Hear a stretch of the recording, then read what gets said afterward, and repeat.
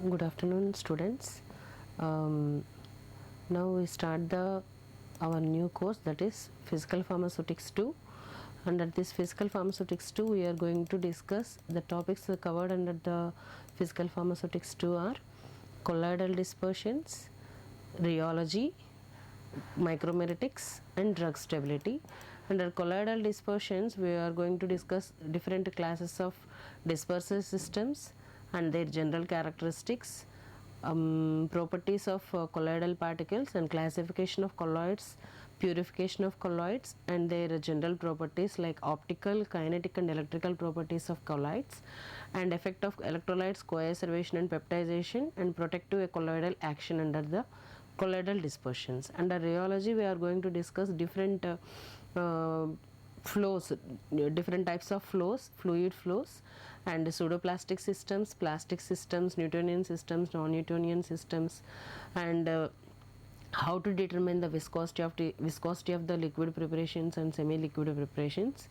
After that, and another topic covered under this is coarse dispersions. Under coarse dispersions, different types of biphasic liquid dosage forms like suspensions and emulsions are going to covered under this. And micromeritics, this micromeritics deals with the principles of determination of particle sizes of the powders and solid preparation, solid materials, and what are the effects of particle size, what are the packing arrangements, and what are the properties of powders. All those will be discussed under micromeritics.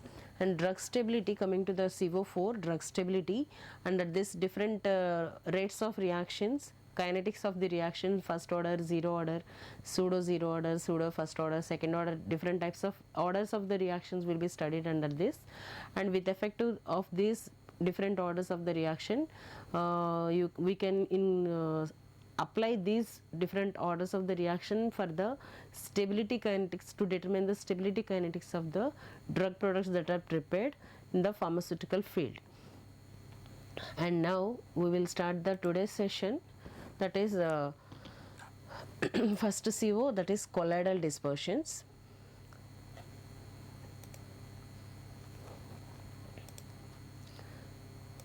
Under this, main aim of the session is to familiarize students with the basic concepts of dispersed systems and colloidal dispersions. And coming to the objectives of this session, here to demonstrate the dispersed systems and describe the classification of dispersed systems, list out various colloidal systems, describe the characteristics of colloids. And coming to the learning objective outcomes of the session, here at the end of this session, the student should be able to define the dispersion and describe the colloids and summarize general characteristics of colloids, etc. Coming to the dispersed systems, and the dispersed systems consist of particulate matter, and which is known as dispersed phase, were distributed throughout the continuous phase, which is also known as a dispersion medium. If you see the picture here the dispersed phase, the yellow and blue dots are given in the dispersed systems. This is the yellow and blue dot mixture is given as dispersed systems.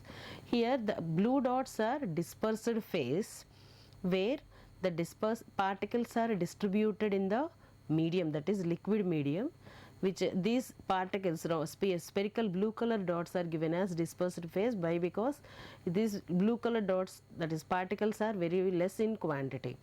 And here yellow phase indicates the continuous medium or vehicle that is used in the preparation of dispersed system.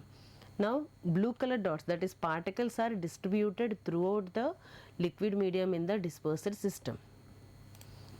And coming to the classification of the dispersed systems, the dispersed systems are mainly classified into three types based upon the mean particle diameter of the dispersed phase.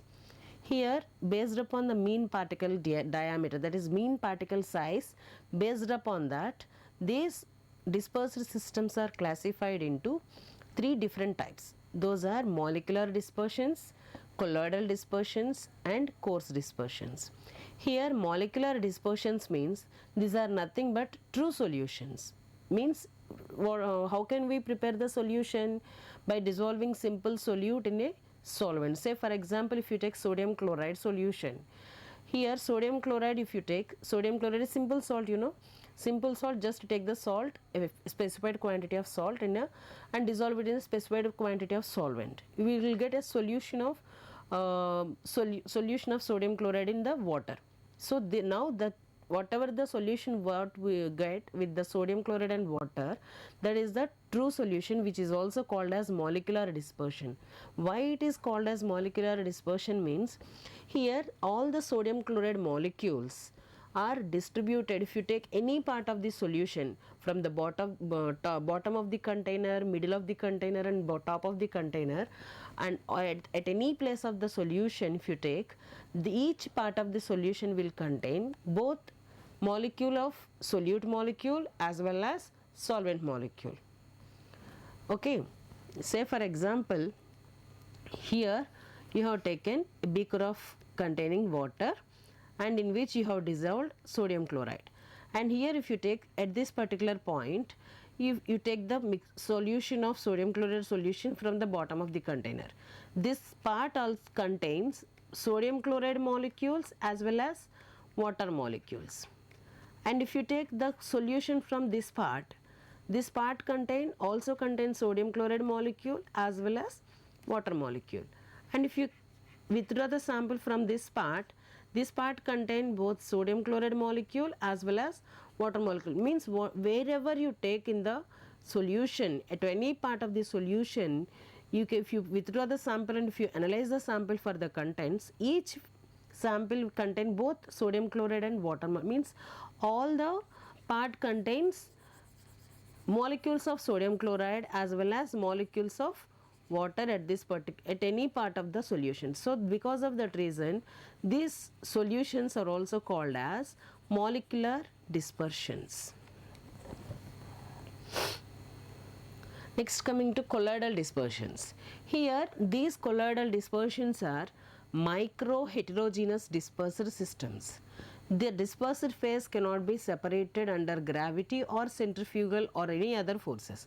Here these colloidal dispersions, if you take these in these colloidal dispersions also, they are very fine dispersions in which a dispersed phase is distributed throughout the vehicle, but whatever the dispersed particles are there, solute particles that are dispersed throughout the medium, they are not able to, we are not able to separate out all the dispersed particles with any type of forces. Means say for example, if you apply some gravitational force, means if you prepare a colloidal dispersion of the material, polymeric material, and if you place the colloidal dispersion in the container, whatever the polymer that is dissolved in the solvent, if you allow the mixture to separate out, stay for longer periods of time, what all the polymeric molecules, because as they are distributed throughout the vehicle for longer period of time,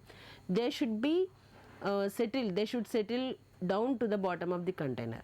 But these colloidal particles or colloidal particles, whatever they are distributed in the vehicle, they are not separated out by gravitational force. And if you want to separate the colloidal particles from the centrifugal by applying the centrifugal force, and the centrifugal force also, it is not possible to separate out the colloidal particles under normal simple centrifugation forces. Okay. Now here these particles do not mix or settle down at any cost, at any force. For example, for this colloidal dispersions are aqueous dispersion of natural polymers, colloidal silver, salts, jellies. Best example for this colloidal dispersion is milk. Milk is a colloidal dispersion. And next, third type of dispersions are coarse dispersions, and these coarse dispersions are heterogeneous systems only, but in this case the dispersed phase particles are larger than 0.5 micron size, means their particle size is increased now. The concentration of dispersion may be exceeding 20% of the solution. Here best example is all the pharmaceutical suspensions and emulsions will lie under this coarse dispersions. If you see this tabular column, this tabular column explains about more information about the different types of dispersions. Those are, first one is, if you see, molecular dispersions, colloidal dispersions and coarse dispersions. Here all these dispersions are distinguished by different properties. First main property is particle size. These molecular dispersions are having the particle size of less than 1 nanometer, and whereas colloidal dispersions, they have the particle size of 1 nanometer to 0.5 microns, that is 500 nanometers. Coarse dispersions are having the particle size of greater than 0.5 microns, that is nothing but 500 nanometers. Means less than 1 nanometer containing molecular particle size containing dispersions will be considered as molecular dispersions. If the particle size is lying between 1 nanometer to 500 nanometers, those are considered as colloidal dispersions, and the particle size greater than 500 nanometers are considered as coarse dispersions. Coming to the appearance of the preparation, here molecular dispersions will appear like clear and transparent solutions, and whereas colloidal dispersions, they will appear as opalescent preparations, and here whereas coarse dispersions, they will appear as opaque in nature. Coming to the visibility, and these molecular dispersions, if you want to observe under any microscope, they are invisible in under electron microscope also. We can't visualize the particles under any type of microscopic techniques. Means whether it is an ordinary microscope or sophisticated microscopic technique, whatever the technique we are going to use, it is not possible to visualize the molecular dispersions. And next, coming to the colloidal dispersions, we can visualize the colloidal particles and by using some electron microscopic techniques. And whereas coarse dispersions, we can visualize the coarse dispersions under optical microscope, or with our naked eye also we can visualize the coarse dispersions. If you see suspension, say for example you have prepared calamine lotion in your first year B Pharm, right? Here calamine lotion, if you see, calamine lotion is a suspension where calamine and zinc oxide are suspended in the liquid medium. We can able to see the calamine particles in the suspension. So whatever the coarse dispersions are there, we can visualize the coarse dispersions with the naked eye also.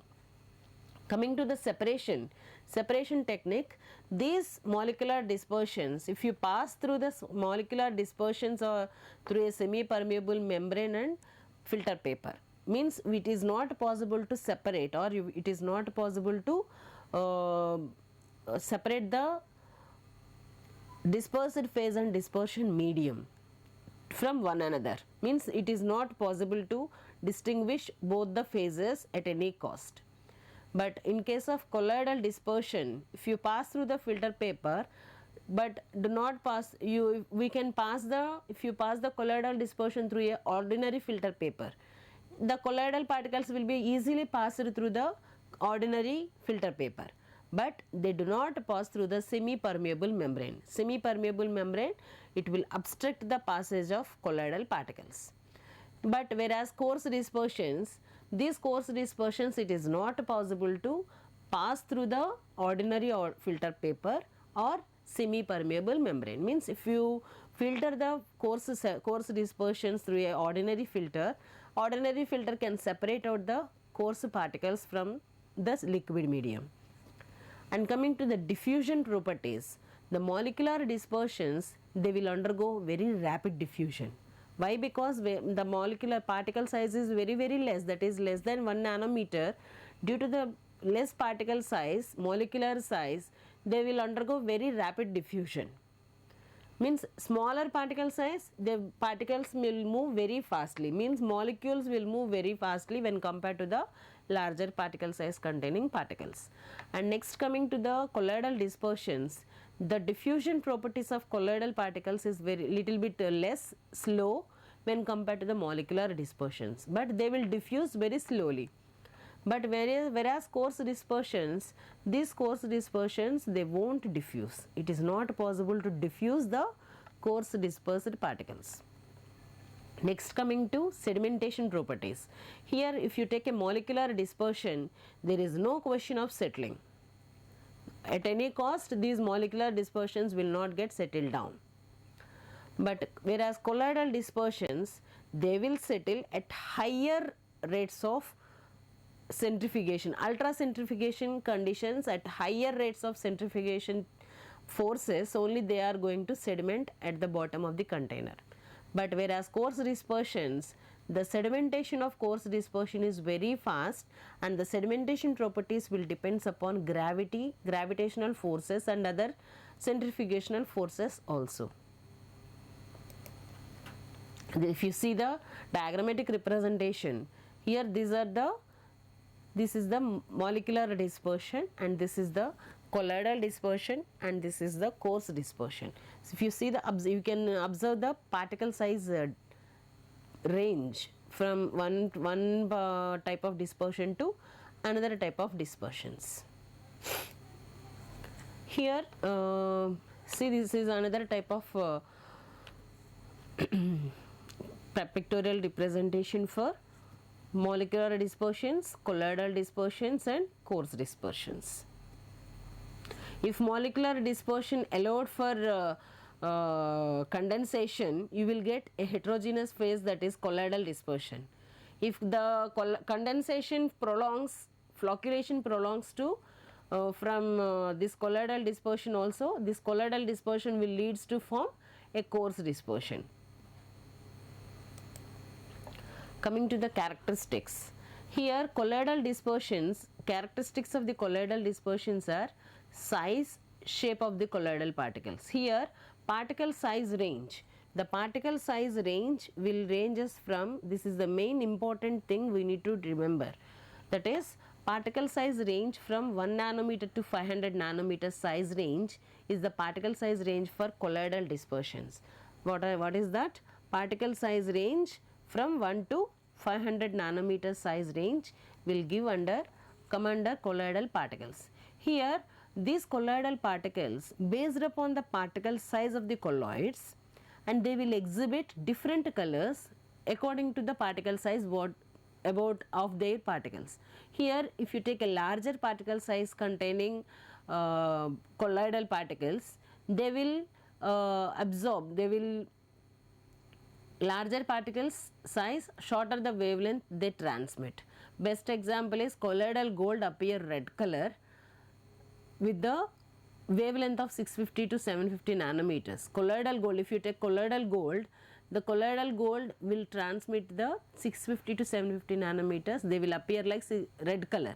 But if you take coarse dispersion of gold, it will appear blue color. Wavelength of the light that is transmitting through the particles will be changing. Means depending upon the particle size, the colloidal particles will vary with their colors. And antimony and arsenic trisulfides, they will change from red to yellow color as the particle size is reduced from that of the coarse powder to that within the colloidal size range. If the antimony and arsenic trisulfides are in coarse powder range, they will appear as red color. If these trisulfides are reduced to colloidal particle size range, they will appear as yellow color. And here particle shape also, not only the particle size, the particle shape of the particle also will influence the color of the dispersion. Here if the shape of the particle is spherical particle, it will appear as red color. If the particle shape is a disc-like structure, they will appear as blue color. There are the different shapes of the particles we can see. Those are spheres and globules, short rods and prolates, oblate and ellipsoids, long rods and threads, loosely coiled threads and branched threads, etc. These are the different sizes and shapes. Here these are the different shapes of the colloidal particles we can see. The different size shape of the particle will appear with different colors in the nature.